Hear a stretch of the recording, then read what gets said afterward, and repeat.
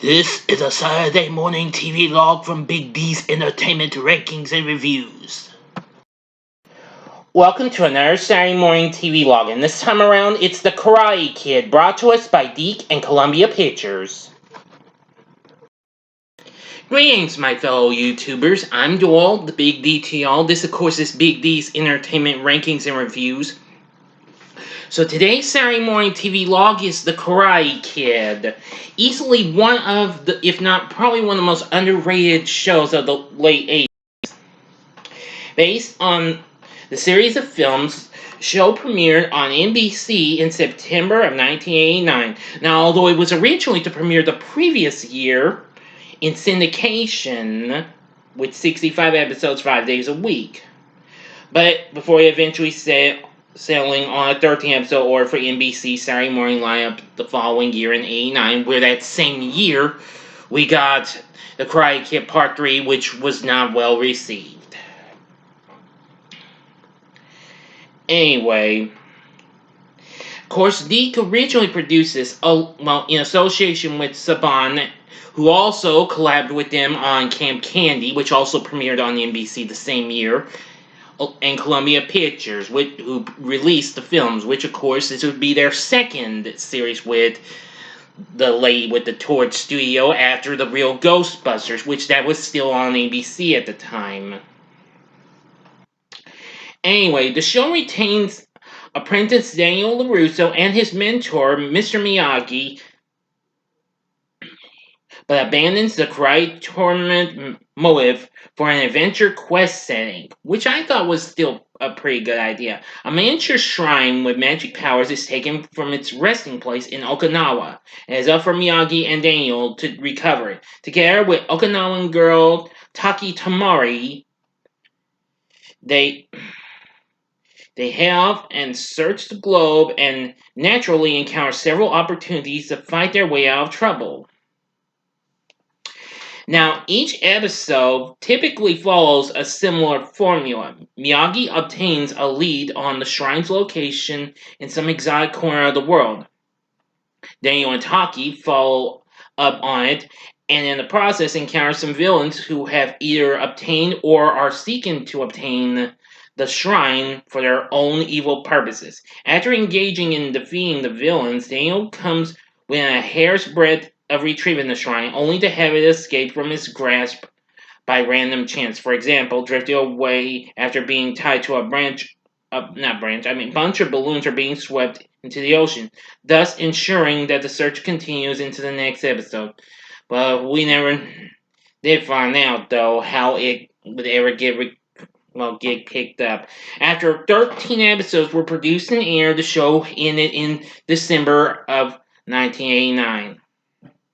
And, well, for years, the show has never been seen again until it was soon available to be shown for purchase on iTunes. It was formerly available on Netflix as well as the Internet Movie Database, Hulu, and the Minisode Network, and Crackle as well. But in 2018, all of those dropped it. But however, last August, Crackle got the show, so if you haven't seen the show, you can find it. The full series is on Sony Crackle. The full series is also now available on Tubi as well. That's right, which is where I recently got to revisit the show, after I only revisited the first episode on another website. It can also be streamed in Canada as well, online via CTV's free ad-supported video on demand hub, CTV Throwback. I think they'd still do that, but hey, I'm an American, not a Canadian. Oh, sorry, if any of my Canadian if anybody from Canada I know that subscribes to my channel is watching this, don't worry, I wasn't trying to be rude or offensive or spark negativity, thank you. Anyway, yeah, all we have is the two main characters and the addition of Taki. It's a shame that we don't have anybody else from the movies, unfortunately, in this. Now, a fun fact I just found out with regard to the current hit series Cobra Kai, which just more recently did its 4th season. Its 5th season just a few more months away. John Hurwitz clarified that the cartoon of the Karate Kid is not canon, but there is an Easter egg from it in the third season. But I'm really not going to spoil that, just in case if you've not seen this and what have you. Okay? Still, we did have some recent, well, pretty decent voice actors and what have you. Let me see now, I'm just trying to check. Now, voicing our title character, the title character of the Karate Kid, Daniel LaRusso, is Puerto Rican. American actor of Puerto Rican and Italian descent, Joy Didio, who the following year would go on to take part of a later show Deke did. Of course, that was Captain Planet and the Planeteers. He voiced Wheeler on the show. Voicing Mr. Miyagi is Robert Ito. However, Pat Morita, who actually played him in the movies, does provide. Let's see. Hang on just a second. Yes, he did reprise Miyagi's role before the opening through a narration in which he explains the episode's plot from his character's point of view. But only episode 8 did not include anything in opening narration, unfortunately. Oh well. Voicing Taki is Janice Kawai, who also went on to be a voice actor on Captain Planet. She was the voice of Guy, the Asian gal with the water ring. We all know Wheeler was the American dude with the fire ring. Yes, and of course, she'd also go on to do some other voice acting and what have you, if I'm not mistaken. Yes, most notably in shows like Nickelodeon's My Life as a Teenage Robot, as well as Cartoon Network's Hi Hi Puffy Ami Yumi, where she voiced Ami. The show featured a host of other voice actors, most of them we're familiar with, such as Charlie Adler, James Avery, Michael Bell, Townsend Coleman, Cam Clark.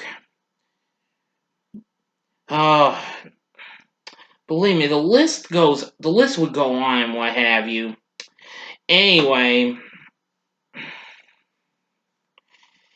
now, like I said, the Karate Kid animated series, it's not completely too bad completely. Well, it's not quite as popular as the movies are, but it still provides a good, fun feel to it. Anyway, give me a second. I'll be right back. Now, here's a better look at the cast and what have you. See, we have Daniel in the center, and there's Miyagi, and the girl there is Taki. So now you know who the new member of the team is. Anyway, each episode features lots of pretty cool action and what have you, and its soundtrack isn't too bad. I mostly know its great theme song and what have you. I like the opening theme to it. It's pretty awesome. Anyway, like I said, the Karate Kid animated series, while it's loosely based on the film series, but still, nonetheless, it provides some good action, what have you. I'd say maybe give this show a one-time watch and what have you.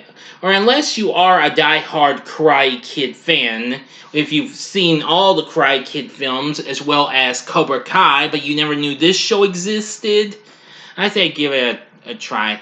It would have been more cool if they had kept it going, because even though it didn't do well for NBC, they could have made it big in syndication, I mean, in the 90s, there were many shows, well, maybe not many, but there were some shows that, went on from Saturday mornings to syndication, to 5 days a week in syndication, Oops, sorry, I'm getting a little tongue-tied.